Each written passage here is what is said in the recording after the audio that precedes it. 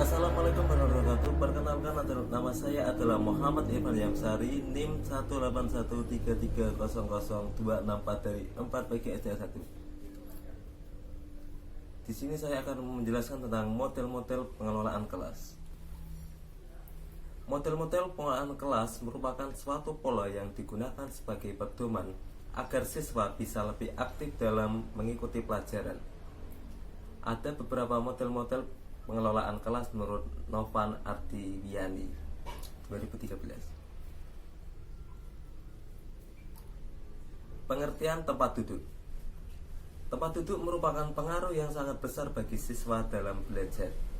Bentuk dan ukuran tempat duduk sekarang bermacam-macam. Tidak hanya bentuk, ada juga beberapa formasi tempat duduk yang dapat digunakan sesuai kebutuhan. Dan menurut Novan Ardiwiani, ada beberapa bentuk formasi.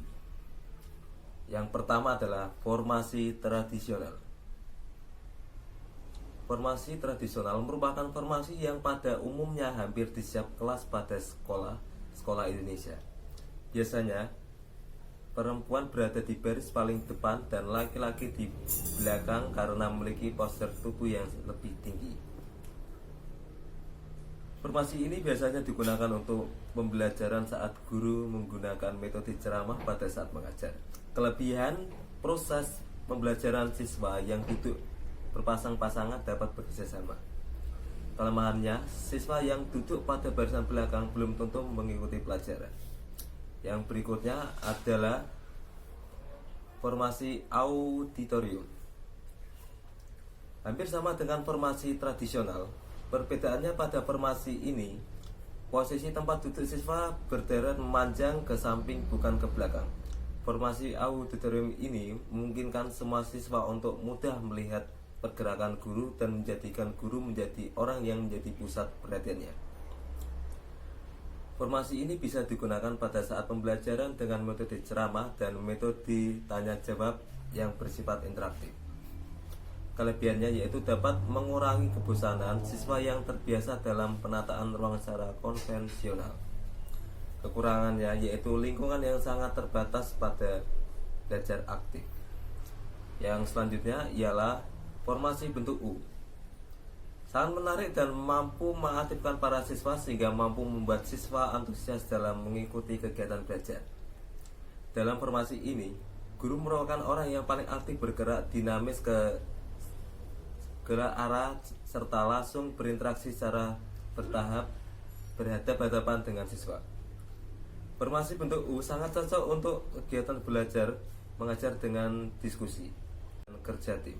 Kelebihannya yaitu guru dapat menjangkau seluruh siswa hingga pembelajaran dapat maksimal. Kekurangannya yaitu kondisi ini digunakan masih jumlah siswa yang tidak terlalu banyak. Formasi meja pertemuan.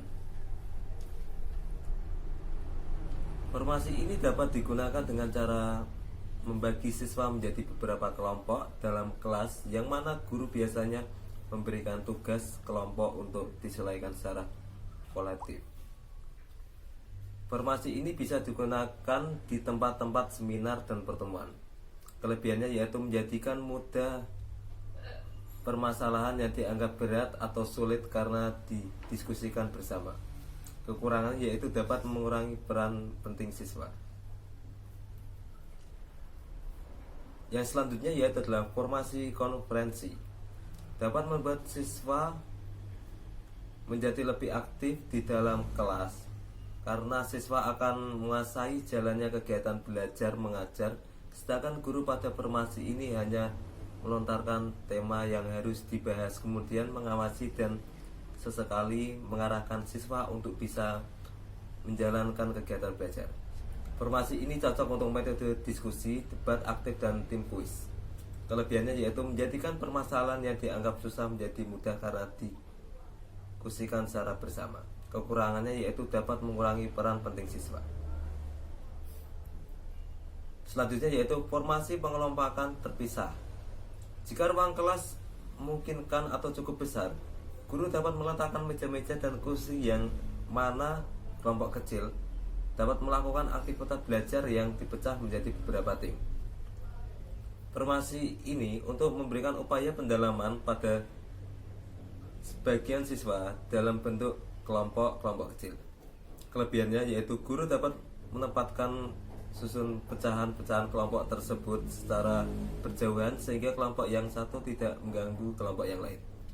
Kekurangannya yaitu guru hendak menghindari penampakan ruangan kelompok-kelompok kecil yang terlalu jauh dari ruang kelas supaya mudah diawasi.